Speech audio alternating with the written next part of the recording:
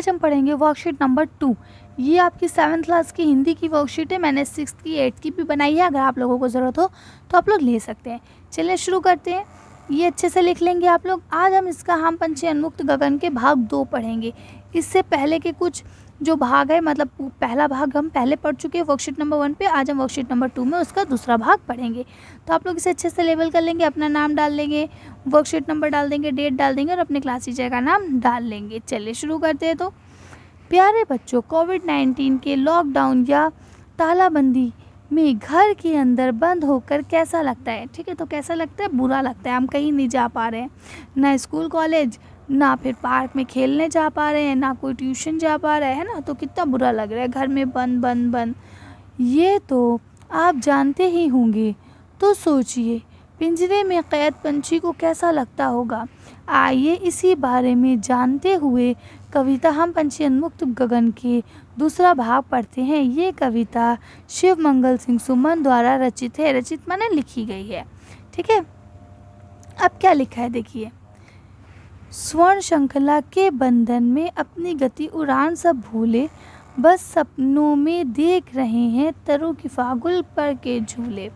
यानी क्या बोलते हैं कि सोने की जो जंजीरें हैं, सोने की जो जाल है, उसने हमें बंद कर रखा है। पिंजरा जो है वो सोने का, उसने हमें बंद कर रखा है। अब जब हम पिंजरे पे बंद है तो हम उड़ तो पा ही नहीं रहे, तो इसके चक्कर में अपनी गति उड़ान सब भूल गए। कैसे उड़ा जाता है, क्या स्पीड होती है, हम सब भूल गए।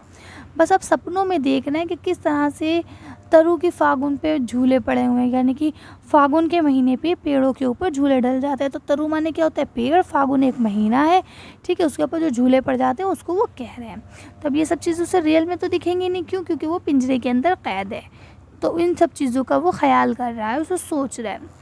ऐसे थे अरमान की उड़ते नीले नभ की सीमा पाने।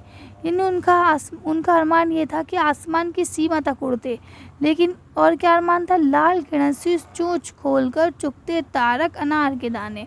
ठीक है, यानी अब क्या कह रहे हैं? और अब अनार के दाने जो हैं, ये जो तारे हैं, उनको जाके चुगते। ये मेरे अरमान है, ये हम करना चाहते हैं। लेकिन क्या है, हमें पिंजरों में कैद कर दिया गया, इसलिए हम कुछ भी नहीं कर पा रहे। अब देखिए भावार्थ भी दे दिया गया है। क्या लिखा है? कवि कहते हैं कि पंछी सोने की जंजीरों के बंधन में पड़कर अपनी चाल से उड़ान का ढंग सब भूल जाते हैं। यानी कि वो जंजीरों में बंधे हुए हैं तो इसलिए वो सब कुछ भूल रहे हैं।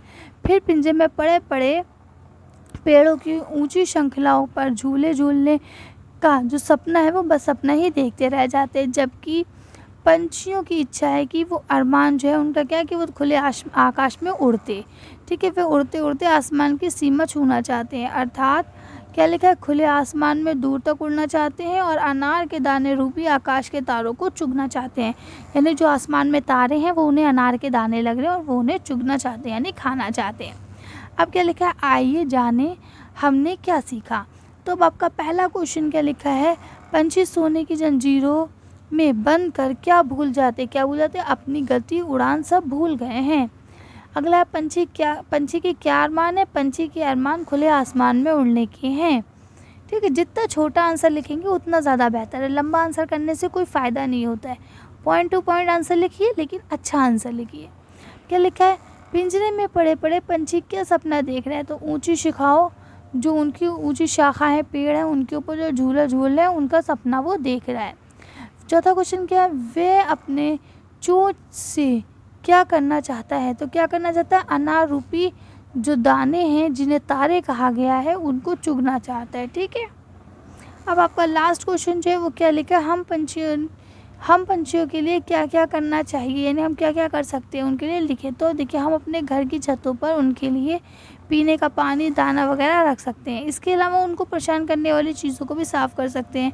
जैसे कि रास्ते में मंजा पड़ा है तो उठा के डस्टबिन में डाल दें, या हम च्युइंगम खाते हैं तो जो हम च्युइंगम का वेस्ट है जो बाद में हम थ्रो करते हैं तो उसको खाली थ्रो ना करके किसी कागज़ में या रैपर में लपेट के डस्टबिन में थ्रो करें, है ना। तो ये सारी चीज़ें हम लोग इसका कर सकते हैं, जिससे चूया वगैरह को प्रॉब्लम्स कम होंगी। तो आज की वर्कशीट यहीं पूरी होती है। आज की वर्कशीट बस इतना ही। अगर आपको वीडियो पसंद आई है तो प्लीज़ इसे लाइक और शेयर करें। अगर अभी तक आपने हमारे चैनल को सब्सक्राइब नहीं किया तो प्लीज़ हमारे चैनल को सब्सक्राइब करें। Thank you for watching.